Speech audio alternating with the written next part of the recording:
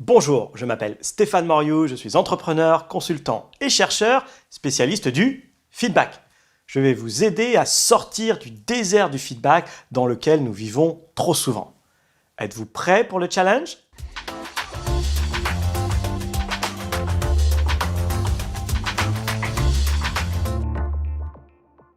Bienvenue dans le 10e épisode de notre challenge. J'espère que vous avez inventé de belles routines de feedback et qu'elles ont trouvé leur place dans vos rituels de travail. Le moment est venu de récolter les bénéfices de vos nouvelles compétences en matière de feedback. Regardez les univers de haute performance. Je pense aux sportifs de haut niveau, aux artistes comme les musiciens ou les chanteurs professionnels. Je pense aussi aux métiers extrêmes comme les pilotes de chasse ou les explorateurs. J'ai eu la chance d'en étudier certains et je collabore souvent avec des concertistes de réputation internationale pour une masterclass intitulée Musique et Leadership. Tous ces métiers de haute performance ont deux caractéristiques en commun.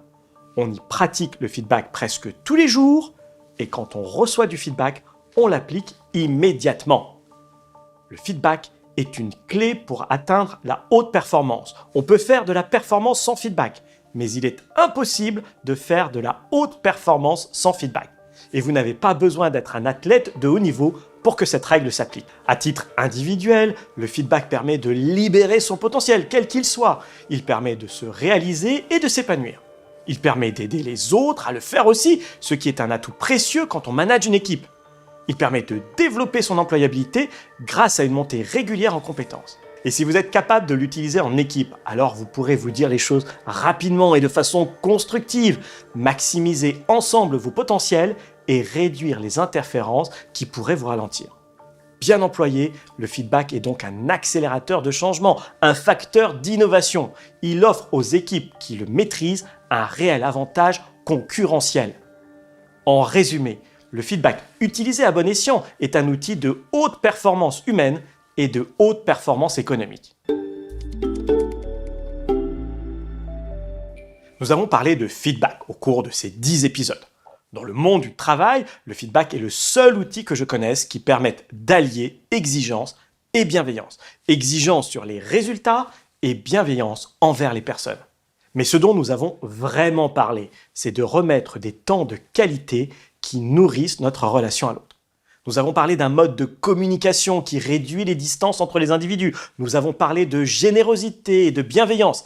Et c'est un enseignement qui dépasse largement le milieu professionnel.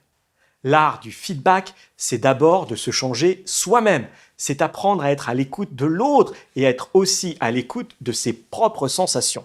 Parce que l'une des compétences clés et subtiles du feedback, c'est de savoir écouter les autres et de savoir s'écouter pour être capable de formuler un feedback qui fasse vraiment la différence.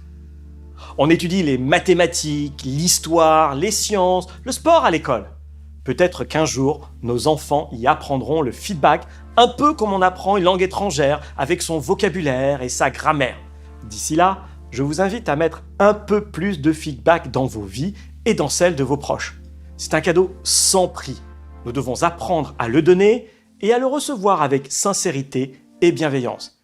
Et peut-être qu'un jour, nous évoluerons dans un monde d'adultes qui se parlent vrai et qui s'aident à grandir les uns les autres. C'est un beau programme, n'est-ce pas ? C'est le moment de notre dernier challenge. Je vous propose de revenir sur les feedbacks que vous avez donnés et reçus au cours des challenges précédents. Quels bénéfices en avez-vous tirés ? Qu'avez-vous appris sur vous-même ? Vos relations aux autres ont-elles été changées ? C'est la fin de cette série. J'espère qu'elle vous a convaincu des bénéfices du feedback et qu'elle vous a donné les clés essentielles pour le pratiquer.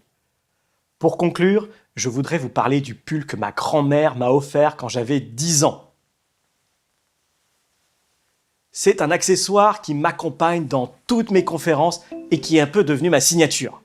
Le feedback est comme un pull de grand-mère. Il n'est pas très beau, il gratte souvent et il n'est pas tout à fait à la bonne taille.